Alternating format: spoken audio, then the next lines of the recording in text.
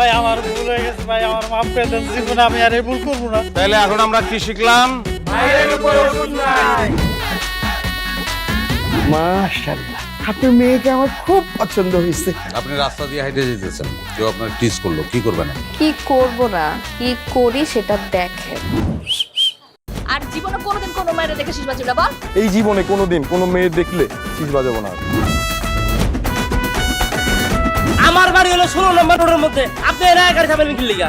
আপনি তখন বলছিলেন 13 নাম্বার, ওখানে কইতাছেন 16 নাম্বার, আর যদি যাইতে হয় 16 নাম্বার তবে আমার ভাড়া বাড়াই দিতে হইব। তুই যাবি না তোর গারামু। কি হলো আপনি আমার মারলেন কেন?